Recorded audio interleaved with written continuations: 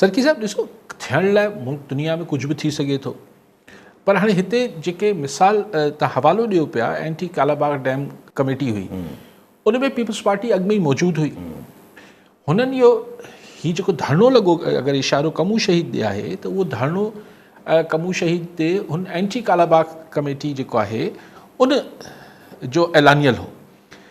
तंहिंखां पोइ महमूद अचकज़ई ऐं ॿिया जेके हुआ, छाकाणि त कालाबाग जे ख़िलाफ़ त केपी बि हो, त उन्हनि वञी मोहतरमा सां मुलाक़ात कई, मोहतरमा खे एग्री करायो त हू अचे कमू शहीद ते, ऐं कमू शहीद ते हू आया ई, ऐं बहरहाल बीबी आई ही कमू शहीद ते एहतजाज में।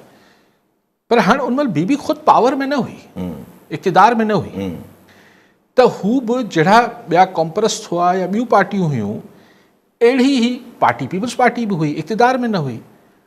हिकिड़ो फ़र्क़ु त इहो आहे त अॼु पीपल्स पार्टी इक़्तिदार में आहे, त हुकूमत में आहे, त जेके बि हुकूमती फ़ैसिला आहिनि, पोइ हुकूमती फ़ैसिलनि जी मुखालफ़त करे पई, त इन मामले ते ज़ाहिर आहे त ॿिया ग्रुप्स जेके आहिनि उहे हुन सां मतिलबु सिंक न पई थिए ॻाल्हि, हिक ॿिए सां कंफर्टेबल न पिया महसूसु कनि। पर दुनिया में हर शइ थी सघे थी, लेकिन पोइ जेको रवैयो बि आहे उहो बि अहिड़ो आहे जिते नेशनलिस्ट या नॉन नेशनलिस्ट जेके आहिनि उहे फ़िलहालु पीपल्स पार्टी अहिड़ो को जेस्चर्स न पई ॾेखारे जंहिंसां ही को वेझा थी सघनि। अच्छा, ऐं ख़ुदि पब्लिक ओपिनियन एतिरो डिफरेंट डेवलप थियल आहे, लेकिन चलो हिकिड़ो फ़र्क़ु त इहो थी वियो सरकी साहिबु बुनियादी तरह त उन महिल पीपल्स पार्टी पावर में न हुई, अॼु पीपल्स पार्टी पावर में आहे। पीपल्स पार्टी चई सघे थी असीं वज़ीर न आहियूं, पर हू हुकूमत बीठल ई पीपल्स पार्टी जे सहारे ते, ऐं सिंध में बहरहाल पीपल्स पार्टी पावर में आहे। हिकिड़ो त फ़र्क़ु इहो आहे। ॿियो, कालाबाग जे ख़िलाफ़ु ठीकु आहे, माण्हुनि में शदीद रिज़ेंटमेंट हो, सेंटिमेंट हो, कावड़ हुई, मुखालफ़त हुई, पर कालाबाग जे ख़िलाफ़ु जेका अवामी हलचल हुई उहा सियासी पार्टियुनि हलाई पई। हिते तव्हां ॾिसंदो सरकी साहिबु, ख़ुदि अॼु ही जेको नओ कोट जो मूं ही क्लिप ॾिठो पिए, नंढा वॾा त खोड़ थियनि पिया ऐं रोज़ ई अहिड़ा थियनि था। अॼु तव्हां सोचो, नओ कोट में बिना के पार्टी जे सॾ जे, एतिरो त मुंहिंजे ख़्याल को पार्टी सॾ ॾे त शायदि माण्हू न निकिरनि। नओ कोट आहे, कोई वॾो इहे नंढे नंढे टाउन्स ऐं नंढनि इलाइक़नि में माण्हू ख़ुदि रो ऑर्गेनिक तरीक़े सां निकिरनि पिया। सो ही तहरीक या ही हलचल जेका आहे, ही तव्हां ॾिसो पिया, जेको बबरलो ते अॼु ॿियो ॾींहुं थी वियो आहे, माण्हू अचनि पिया, माण्हू वॉलंटियर कनि पिया, माण्हू रज़ाकाराना तौर ते हुते पहुचनि पिया, सियासतदान बि पहुचनि पिया। पर हाणे वकील जेके वेठा आहिनि, आमिर विड़ाइच वेठो आहे ऐं ॿिया वेठा आहिनि, इहे को सियासी पार्टी त न आहिनि, न सियासतदान आहिनि। त हिन में ऐं हुन दौर जी कालाबाग वारी मूवमेंट में इहे ॿ बुनियादी फ़र्क़ु आहिनि, त हिते अॻुवाणी ख़ुदि माण्हू कनि पिया ऐं पॉलिटिकल पार्टीज़ मजबूर आहिनि माण्हुनि जी राय जे साम्हूं। हिकिड़ो थींदो आहे सियासी पार्टियूं पब्लिक ओपिनियन डेवलप कंदियूं आहिनि ऐं पंहिंजे पोयां हलाईंदियूं आहिनि माण्हुनि खे। हिते माण्हू अॻिते आहिनि, इहो फ़र्क़ु आहे सरकी साहिबु। ऐं ख़ुदि ॾिसो, हाणे ॻाल्हि अचे थो, बिलावल साहिबु कल्ह वरी चयो त ही जेके न खपे वारा आहिनि, धरना हणी वेठा आहिनि, रोड्स दुश्मनी हिननि जी हाईवेज़ सां आहे, अलाए इशारो कंहिं ॾियो। हाणे मूंखे सम्झ न पियो अचे त असीं छो बिलावल साहिबु इहो चवणु चाहे पियो त हीअ सॼी तहरीक जेका सिंध में हले पई, ही ज़ाहिर न खपे छा, पाकिस्तान न खपे वारनि जी इशारो ॾिए थो बिलावल साहिबु। त हू चए थो असीं पाकिस्तान खपे वारा आहियूं, हीअ जेको तहरीक, हीअ जेके ॿिया आहिनि ही न खपे वारा आहिनि। आउं सम्झां थो त सॼी सिंध में न खपे जो नारो त लॻे पियो, पर केनाल न खपे जो नारो लॻे पियो न। हिन खे न खपे त बिल्कुलु लॻे पियो नारो। हींअर सिंध 99% न खपे आहे, पर केनाल न खपे न। हिन खे पाकिस्तान न खपे सां छो ॻंढिजे? हिन खे कॉम्प्रस्ती जो लेबल हू इस्लामाबाद वारा त हणनि था। मुंहिंजो सिर्फ़ु निमाणो अर्ज़ु इहो आहे त इस्लामाबाद वारा त इहो या लाहौर में वेही त माण्हू हुकुमरान असां ते इल्ज़ाम हणनि था त हीअ सिंध में जेको तहरक आहे, हीअ जेका मूवमेंट आहे, इहो को पाकिस्तान एंटी पाकिस्तान एलिमेंट पियो हलाए या नेशनलिस्ट पियो हलाए। तव्हां छो था इहो असां ते हिकिड़ी ॻाल्हि कयो, बिलावल भुट्टो साहिबु सिंध जो आहे, हू छो थो सिंध जे माण्हुनि हिन तहरीक खे न खपे जी तहरीक पाकिस्तान सां जी फेडरेशन सां या हुन सां छो थो जोड़े?